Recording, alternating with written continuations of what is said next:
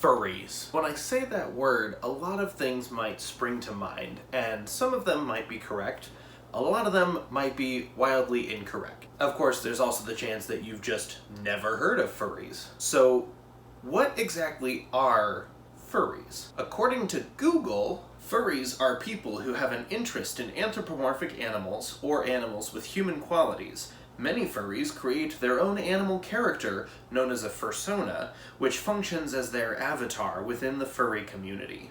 That's actually right, more or less. It's not quite the full picture. There is a little bit more to it than that, but that's pretty much right. For starters, making a fursona is not a requirement. Many people have more than one, even dozens of fursonas, and many people don't have any. Fursona is just a hybrid of the words furry and persona. Basically, it just means the animal character that represents you or a part of you or is a character that you like to play as. The thing that makes the furry fandom unique when compared to other fandoms is that the furry fandom isn't based around any one specific IP or franchise or property. For example, Star Wars fans are fans of Star Wars. Whovians are fans of Doctor Who. Harry Potter fans, pretty obvious. Trekkies, fans of Star Trek. Furries are not like that because they are fans of furry animals that are made to act and look like people. This isn't to say that the furry fandom is based on nothing, just that the things the furry fandom are based on are widespread and also mostly created within the fandom these days. That is to say, furries are more interested in characters that they create for themselves rather than characters that are created by major studios like Hollywood, Disney, etc. There is a lot of interest in characters from those studios. For example, Rocket Raccoon, Disney's Robin Hood, the Lion King movies are great examples. Zootopia is a major recent example. But that's not really what the furry fandom is about. Those just happen to be movies that overlap with the interests of the furry fandom. So if furries didn't come from any one specific property, where did they come from? To answer that, we've got to jump all the way back to the very beginning of the furry fandom, or try to, at least. It's a little bit unclear when exactly the furry fandom got started. Anthropomorphic animals have been a thing for pretty much all of recorded history. The ancient Egyptians had gods that were anthropomorphized animals. But the ideas that would grow into the modern furry fandom as we know it were started and created in the 1970s and 80s. These ideas would come out of comic, film, and science fiction conventions during that time. I think it's worth noting that Disney's Robin Hood came out in 1973 and is frequently cited as like one of the first furry films. But if we actually look at Disney's catalog from that era, the 70s and 80s, and even back into the 60s a little bit, there are a lot of furry-adjacent titles from that time period. The Jungle Book came out in 1967. It's got a talking bear and a talking panther. Baloo even walks around on two legs on some points. We have the Aristocats in 1970. Again, talking animals. We had Winnie the Pooh and the Rescuers, both in 1977. And Winnie the Pooh might seem like a strange inclusion because it's about stuffed animals and Christopher Robin, but the stuffed animals in the movie are anthropomorphized animals that walk around and talk and have houses and drama between them.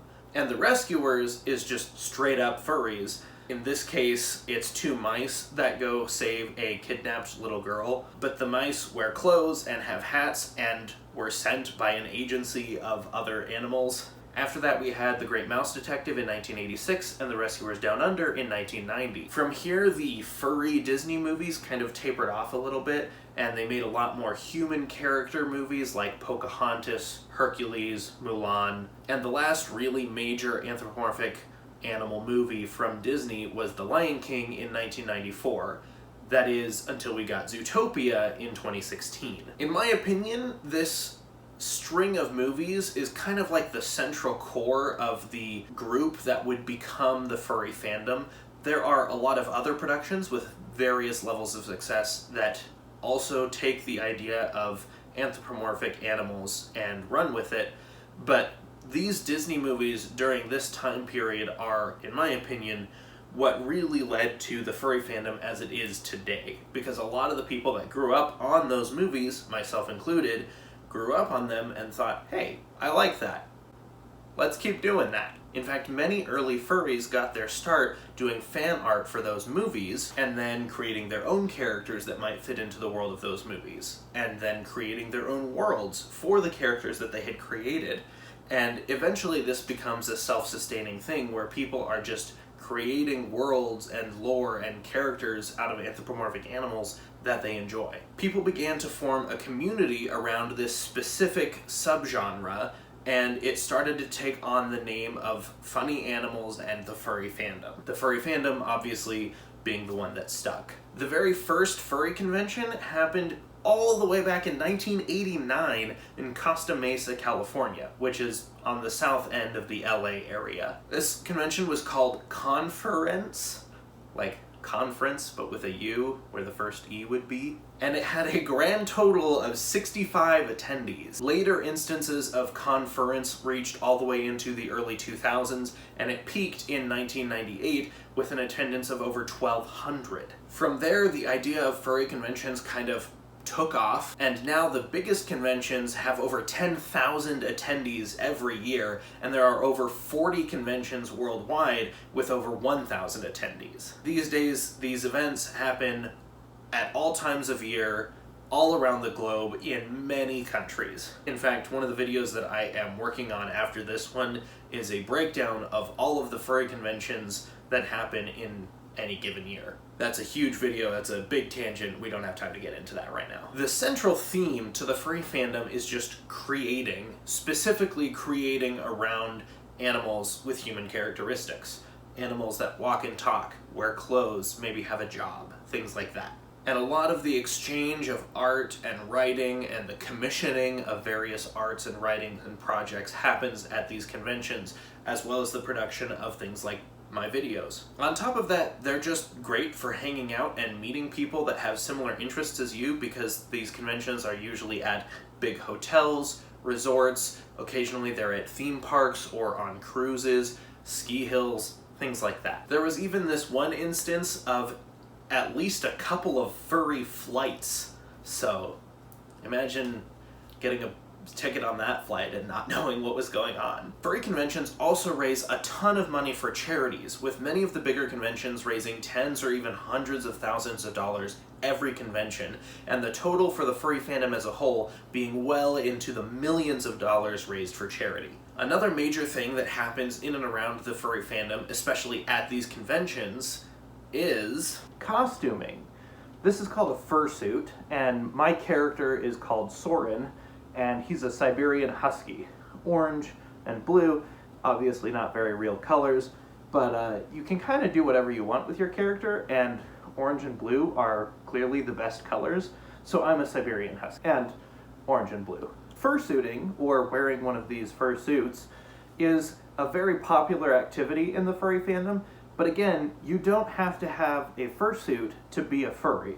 There are many furries that never want one, and even some furries that actually don't like them. Regardless, fursuiting is a great way to act as a new character, to embrace the parts of yourself that you might like, and disregard or get rid of the parts of yourself that you might not like. Also, you get to be a giant fluffy animal, which just makes everyone's day and makes me personally very happy to make people's day like that. Fursuiting is especially very popular at the conventions, although it does happen in other places in public, like for example Comic Cons and things like that, other pop culture conventions, and even just out on the street sometimes.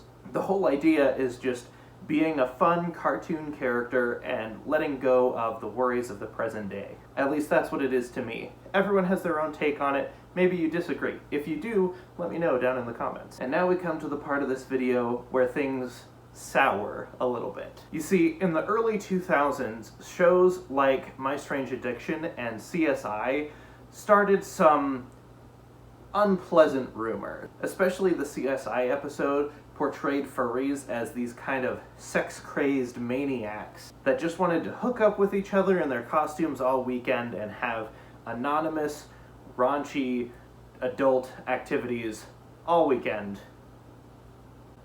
Yeah, not a very positive image. And fortunately, it's also not true. At least, not for the majority of furries. While there can be adult aspects to some furry conventions, the majority of the ones that I've been to, which include a lot of the big ones, are actually completely family friendly. And even when they have events that are not family friendly and are for adults only, those events and areas of the convention are always closed off behind closed doors, and you are ID'd to get in there. They're not open to the public. It's not like a child can just walk in there and see adult stuff. So then, if most furries don't do that, but there are some adult aspects to the fandom, do furries do the deed in their costumes? Well, yes, it does happen. And yes, it does happen at conventions. But again, this is not what most people do with their costumes. To help people understand, I like to explain things like this.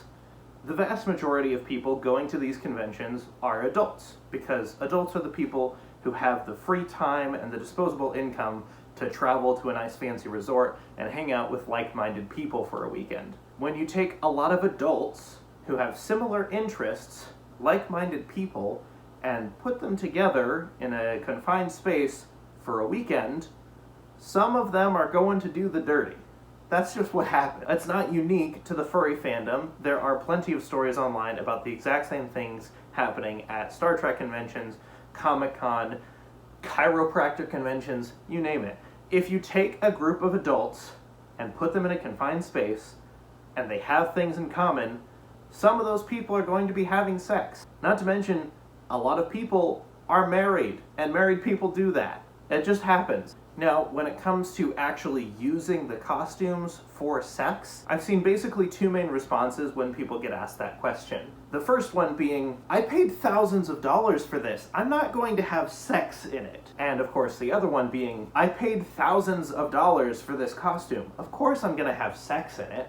Personally, I don't do that. That's not what this costume is for. This costume is for making people of all ages just have a little bit more magical of a day. The way that I like to contribute to the furry fandom is by making these videos, wearing my costume at conventions and out and around in public, and obviously having something that is basically an adult toy does not go good with the general public. So I don't do that. Also, this thing is really hot. That's not a great combo for a thing that has a lot of physical exertion going on into it. I don't know how many times YouTube is going to let me get away with saying that word.